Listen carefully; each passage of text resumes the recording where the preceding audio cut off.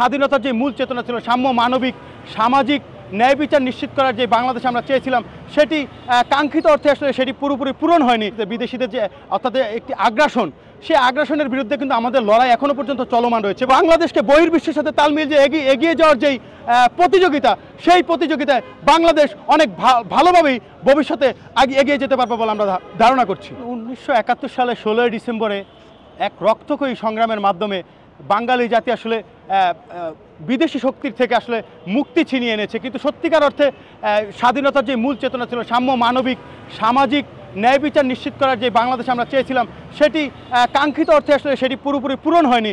যার ফলে আপনি দেখেন যে আসলে অনেক বছর পরে এসেও 2024 সালে আবার একটি রক্তক্ষয়ী সংগ্রামের মাধ্যমে দিয়ে আমাদের যেতে হলো। অর্থাৎ বৈষম্যহীন যে বাংলাদেশ বিনির্মাণের স্বপ্ন আমরা স্বাধীনতার চেতনা থেকে দেখেছিলাম সেটি আসলে আক্ষরিক অর্থে বাস্তবায়ন হয়নি। যার ফলে আসলে এই 24 সালে এসেও 2000-এরও অধিক আসলে ছাত্র জনতাকে কিন্তু আত্ম উৎসর্গ করতে হয়েছে।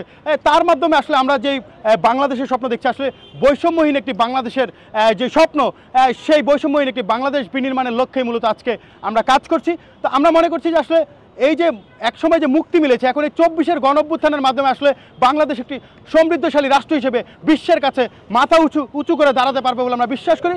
এবং আমরা বিশ্বাস করি যে মুক্তিযুদ্ধের যে মূল চেতনা ছিল সাম্য, মানবিক, সামাজিক ন্যায় বিচার নিশ্চিতের যে বাংলাদেশ আমরা চেয়েছিলাম সেটি এই 24-এর গণঅভ্যুত্থানের পরে পুরোপুরি ইনশাল্লাহ নিশ্চিত হবে বলে আমরা আশাবাদী। দেখুন, কোনো বিদেশি শক্তি আমরা কিন্তু 1971 পরবর্তী সময় থেকে দেখেছি যে বিদেশিদের যে অর্থাৎ একটি আগ্রাসন, সেই আগ্রাসনের বিরুদ্ধে কিন্তু আমাদের লড়াই এখনো পর্যন্ত চলমান রয়েছে। এবং 24 পরবর্তী বাংলাদেশেও কিন্তু আমরা বিদেশি অনেক ষড়যন্ত্রের গন্ধ পাচ্ছি।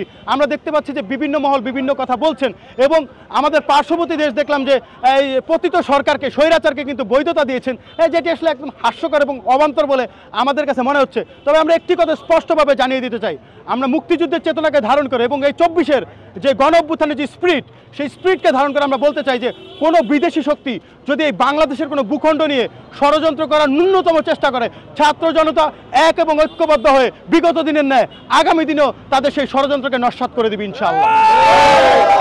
71-এর যেই স্বাধীনতা আমরা পেয়েছি, সেই স্বাধীনতার মাধ্যমে বাঙালি জাতি মুক্তি পেয়েছে।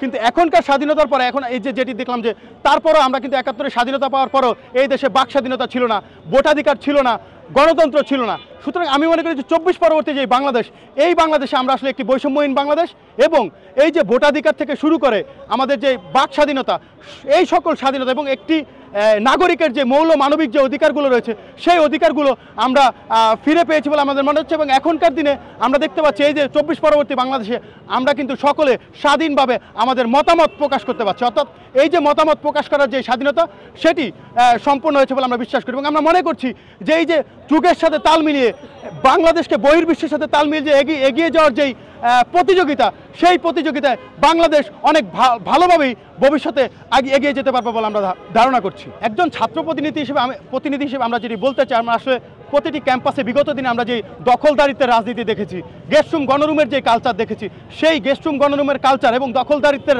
রাজনীতি থেকে বের হয়ে একটি সুস্থ ধারার রাজনীতি বিনির্মাণের লক্ষ্যে এই বাংলাদেশ জাতীয় ছাত্র সমাজ কাজ করছে এবং একটি পজিটিভ চিন্তাধারা। এবং আমি মনে করছি যে এই যে বাংলাদেশ 24 পরবর্তী বাংলাদেশে একজন শিক্ষার্থী তাদের যে অধিকারগুলো ক্যাম্পাসে পাওয়ার কথা, তারা শিক্ষার যে পরিবেশ পাওয়ার কথা এবং শিক্ষা খাতে যে বাজেট, সেটি আমরা মনে করছি যে দিবে এবং একটি গবেষণাধর্মী প্রতিষ্ঠান হিসেবে সকল শিক্ষা প্রতিষ্ঠান এবং সকল শিক্ষার্থীরা নিজেদেরকে প্রযুক্তির সাথে তাল মিলিয়ে এই বাংলাদেশকে এগিয়ে নেওয়ার ক্ষেত্রে কাজ করবে।